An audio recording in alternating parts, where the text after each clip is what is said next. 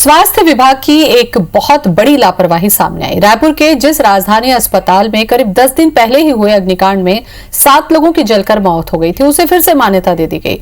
स्वास्थ्य विभाग के चिकित्सा शिक्षा विभाग ने सरकारी सेवकों के उपचार के लिए तय किए गए प्रदेश के अस्पतालों में मान्यता देते हुए सूची जारी की, जिसमें 37वें नंबर पर राजधानी अस्पताल का भी नाम है। अग्निकांड के बाद इस अस्पताल को प्रशासन ने सील कर दिया था। खुद सीएमएचओ ने कहा कि अस्पताल में फायर सिस्टम ही नहीं था और क्षमता से ज्यादा मरीजों को यहां भर्ती किया गया था, जिसके कारण आगजनी हुई और लोगों की मौत हुई। इसके बाद भी इस अस्पताल का नाम भेजा गया और विभाग ने इसे मान्यता भी दे दी।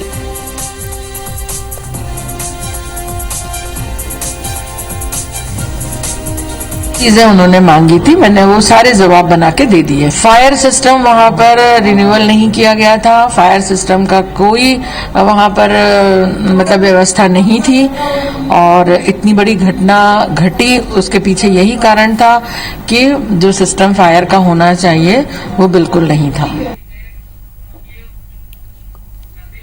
संदीप हमारे साथ में जुड़ चुके हैं ज्यादा जानकारी के लिए। संदीप, कुछ दिन पहले ही 7 लोगों की मौत हुई और तमाम जो मापदंड थे उस पर अस्पताल खरा नहीं उतरा, आगजनी हुई और उसके बाद अब सरकारी सेवकों के लिए ही उसको मान्यता दे दी गई। ये बड़ा विरोधाभास है देखने में। देखिए, विरोधाभास तो है ही, लेकिन बहुत बड़ा जो ये सवाल खड़ा होता है, क्योंकि किसी अस्पताल को जब इलाज के लिए मान्यता दी जाती है तो नियमता उसका फिजिकल वेरिफिकेशन करना होता है।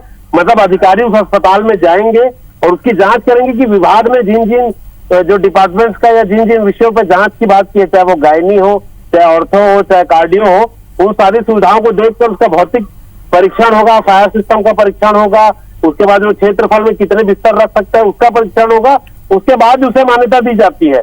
लेकिन ये जो पूरी की पूरी सूची जारी हुई है, इस राजधानी अस्पताल का नाम सामने से जो जारी किया 37वें नंबर पे इसका नाम है, उससे साफ है कि या तो बहुत बड़ा भ्रष्टाचार इस पूरे सिस्टम में व्याप्त है या फिर बहुत बड़ी लापरवाही यहाँ पर की जा रही है और ये उसी का नतीजा है।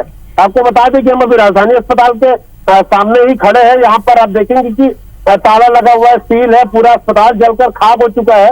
उसके बावजूद इसे यह मान्यता दे दी गई है। मतलब यहाँ किसी अधिकारी ने कदम तक नहीं रखा है। और ये जो सूची जारी हुई है, इससे एक बात तो पक्की है कि हम ये अंदाजा लगा सकते हैं कि प्रदेश के जो 100-125 अस्पताल की सूची पूरी जारी हुई है, तो आप बिल्कुल अंदाजा लगाइए कि नहीं मालूम कितने ऐसे राजधानी अस्पताल होंगे जिनको अवैध रूप से या बिना फिजिकल वेरिफिकेशन के जिनको मान्यता दे दी गई है। तो बहुत बड़ा विरोधाभास तो है ही, ये बहुत बड़ा सवाल खड़ा है। तो बहुत बड़ा विरोधाभास तो है ही, ये बहुत बड़ा सवाल खड़ा होता है। हमने बताया था कि क्वींस क्लब में आप देखिए कि किस प्रकार से क्वींस क्लब में ये हो रहा था कि उस पर कोई कार्रवाई नहीं हो रही थी। वो सड़क आज तक बंद है, जहाँ पर विधायक के साथ साथ पीछे कॉलोनी के लोग हैं, रसूख के कारण वहाँ कार्रवाई नहीं हो रही है। और यही चीज़ जो है राजधानी अस्पताल में देखने को मिल रही है कि 3-3, 4-4 ओनर है इसके, वो अभी तक सामने नहीं आए हैं। उनके खिलाफ कोई नामजद अपराध अभी दर्ज नहीं हो पाया है। खुद सीएमएचओ मीरा बघेल ने परसों कहा है कि फायर सिस्टम यहाँ पर पूरा ठप था, जिसके कारण ये जो है आगजनी हुई है, इतने लोगों की मौत हुई है। अपने आप में ये सवाल खड़ा होता है, खुद सीएमएचओ बोल रही है, तो आखिर ये बिना मान्यता के अभी तक चल रहा था और नई मान्यता इसे मिल गई है। तो बहुत बड़ा सवाल है कि ये रसूख है, भ्रष्टाचार है। सवाल ये भी है संदीप कि कुछ दिन पहले हुए आगजनी में इसको प्रशासन ने खुद सील किया है, खुद बंद किया है इसे, और उसने माना है कि यहाँ पर जो फायर सिस्टम होना चाहिए था वो नहीं है, क्षमता से ज्यादा मरीज थे, व्यवस्था नहीं है। उसके बाद भी जारी कर देना, ये तो वही बात हो गई ना कि खुद से ही मना कर रहे हैं और खुद ही उसको परमिशन भी दे रहे हैं। देखिए, सबसे बड़ी बात, शर्म की बात यह है, अभी राजधानी अस्पताल में ताला लगा हुआ है, पूरी तरीके से जल के खाक हो चुका है, ये सील बंद है, ये विचाराधीन मामला है। ये कोई नहीं जानता कि ये आगे जाके सीज होगा या फिर जो मुआवजा मांग रहे हैं करोड़ों रुपए का, उसके लिए अस्पताल का क्या हाल होगा, ये प्रॉपर्टी बिकेगी बचेगी, कोई नहीं जानता। इस पर बहुत बड़ा कानूनी सवाल खड़ा है। तो ऐसे में कैसे इस अस्पताल को मान्यता दे दी गई? मतलब बहुत बड़ी शर्मनाक बात तो है ही, लेकिन बहुत बड़ा सवाल खड़ा हो रहा है जिम्मेदारों पे कि क्या ये मान्यता बेची जा रही है पैसा लेके, या राजनीतिक रसूख के कारण ये बांटी जा रही है। क्योंकि आप देखेंगे कि छोटे छोटे अस्पताल रहते हैं, बड़े बड़े लाखों करोड़ों के बिल, चाहे दांत में तार लगाने के हो, चाहे मोतियाबिंद के हो, लाखों करोड़ों रुपए के बिल पास कर देते हैं। जब जांच होती है तो पता लगता है बहुत छोटा सा अस्पताल है। यही राजधानी अस्पताल के साथ हो रहा है कि जो सील बंद पड़ा है, जलकर खाक हो चुका है, उसे मान्यता दे दिए गए। और कोई बड़ी बात नहीं, अगर IPC 24 इसका खुलासा नहीं करता तो सरकारी कर्मचारियों को इलाज के नाम से यहाँ से अगले महीने बिल भी आना चालू हो जाता। हम तो बाकायदा इस पे सवाल खड़ा करेंगे जी। बिल्कुल, सवाल उठाना हक बनता है क्योंकि ये जनता की बात है। क्योंकि यहाँ पर जो संदीप, जो लोग भर्ती थे वो कोरोना का भी इलाज करा रहे थे और कुछ लोग यहाँ झुलसने की वजह से मरे, जिसके लिए मुआवजा देने की भी बात हुई। तो बेवजह मौत हुई है यहाँ पर केवल अस्पताल प्रबंधन की लापरवाही से। ये कोई छोटा मामला नहीं है।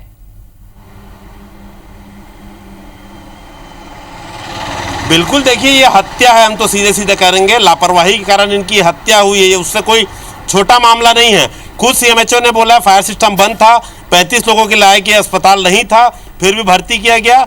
और आपको बता दें, दिव्यांग बच्ची थी उसमें जो खत्म हुई है, दिव्यांग बच्ची अपने बिस्तर से हट नहीं पाई वो महिला, क्योंकि उसको वेंटिलेटर लगा था। 2 बुजुर्ग थे जो आग लगने के आधे घंटे बाद अंदर फंसे हुए थे, मैं उन्हें कोई ले जा नहीं पाया, निकाल नहीं पाया, वेंटिलेटर पे रह गए वो।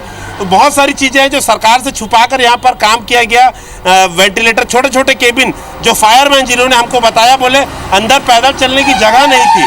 मतलब सारी चीज़ें प्रायोजित तरीके से चल रही थी, जिम्मेदारों को ये मालूम था, उसके बावजूद इसे संचालित किया जा रहा था।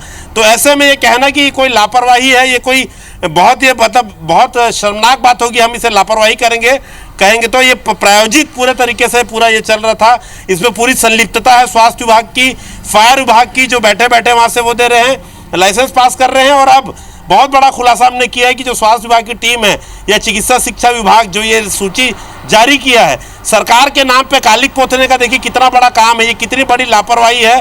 सरकार का नाम इससे बहुत ज़्यादा खराब होता है। बेकारा की घटना हमने दिखाई थी, ये घटना में एक और हमने उजागर किया है कि देखिए कैसे सरकार का नाम इसमें खराब हो रहा है। कृत्य जो है, जो पूरा भ्रष्टाचार कर लीजिए या लापरवाही कहिए, पूरा जो है अधिकारी कर रहे हैं, नाम खराब हो रहा है देश भर में छत्तीसगढ़ सरकार का। तो कहीं ना कहीं सरकार, संदीप, अगर ये घटना आगजनी की नहीं होती तो शायद ये पता ही नहीं चल पाता कि ऐसे न जाने कितने छोटे बड़े अस्पताल होंगे जो क्षमता से ज्यादा कोविड महामारी का फायदा उठाकर इलाज के बहाने लाखों करोड़ों का खेल कर रहे होंगे। ये घटना के साथ साथ आपको लगता है कि तमाम जो हॉस्पिटल है उनकी लिस्ट वेरिफिकेशन करने की, उनको जांच करने की भी जरूरत पड़ेगी अब?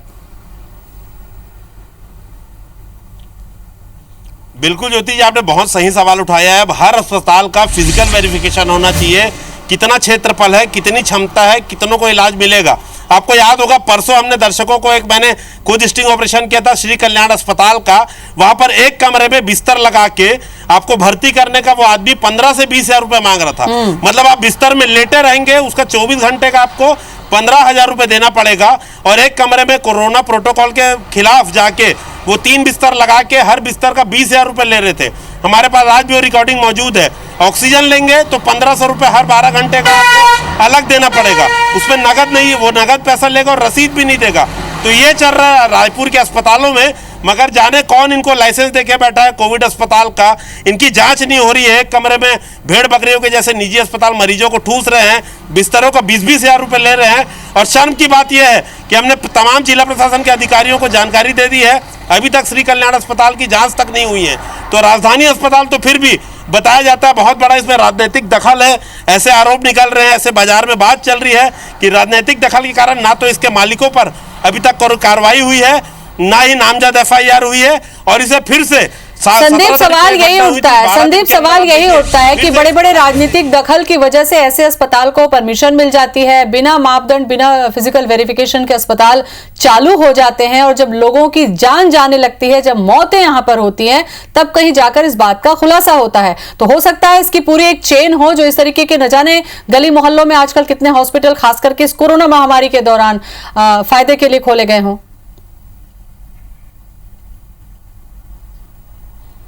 बिल्कुल, देखिए गली मोहल्ले में खुल रहे हैं, ये पूरा खेल देखिए देखने को मिल रहा है कि कैसे अस्पतालों में ओवर रेट चल रहा है, उस पर कोई कार्रवाई नहीं हो रही है।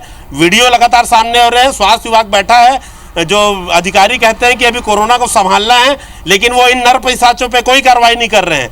और आप देखिए कि ये एमपी में भी हुआ है कि कई विधायक भी हैं जो 24-24 घंटे तक जिनको वेंटिलेटर नहीं मिला, आईसीयू नहीं मिला, उनकी मौत हो गई है।